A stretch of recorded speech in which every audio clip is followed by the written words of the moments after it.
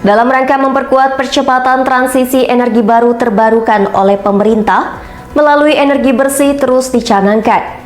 Akademisi di Kaltim menilai perlu peta jalan guna memberi ruang daerah untuk memetakan kemampuan sentralisasi transisi.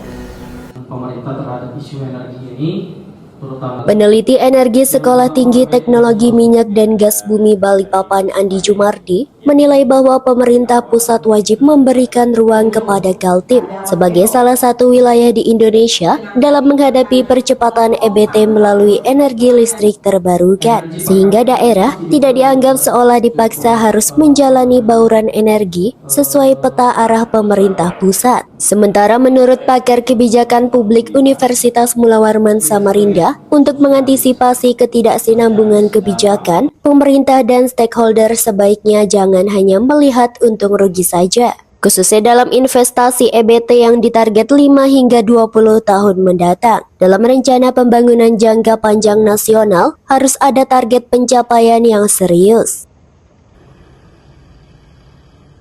kalau kaitannya Kaltim sendiri, seperti tadi yang saya sudah sampaikan, potensi EBT kita itu sangat besar, sangat besar. Jadi yang dibutuhkan itu adalah political will-nya daerah sendiri.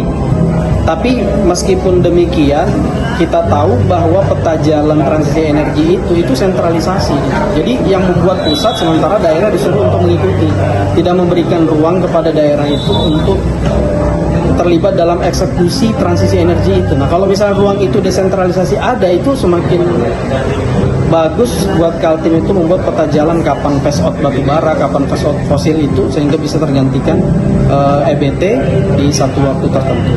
Sehingga ini mestinya kalau itu masuk dalam RPJMD nasional itu tidak ada keterputusan, dan itu harus ada target yang harus dicapai setiap sekian tahun, setiap 5 tahun itu, bahkan itu setiap tahun itu selalu dievaluasi seperti apa progres pencapaian target tadi. Kalau dari sisi politik gaul, menurut saya tidak serius pemerintah kita, terutama dari presiden juga tidak ada keseriusan. Jadi kalau serius itu menurut saya sudah jauh progresnya gitu ya. Karena kan kita kan bicara misalnya seperti BUMN, bisa hanya untung rugi. Kementerian Energi dan Sumber Daya Mineral terus memperkuat langkah percepatan EBT melalui pengembangan pembangkit listrik tenaga surya di wilayah Kalimantan. Dalam target pembangunan ada 3 pembangunan utama di Kaltim hingga 2035.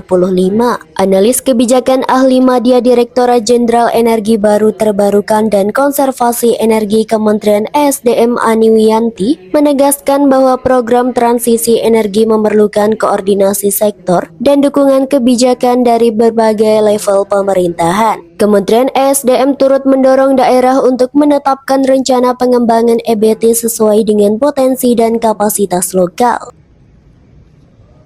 Kalau dari pemerintah sendiri sih kami dorongan dari pemerintah pusat memonitor dan mengawasi serta mendorong proyek-proyek yang sudah tercantum tercantum dalam RUPTL dapat terlaksana sesuai rencananya, tidak mundur-mundur gitu loh.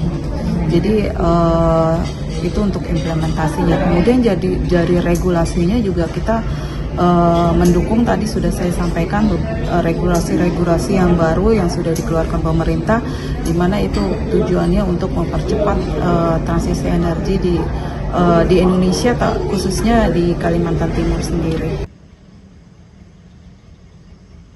Kalimantan Timur dinilai menunjukkan komitmen kuat untuk bertransformasi dari batu bara menuju ekonomi hijau berkelanjutan. Meski hingga saat ini belum ada dukungan kebijakan implementasi reklamasi pasca tambang untuk Kaltim. Delita Balikpapan TV melaporkan.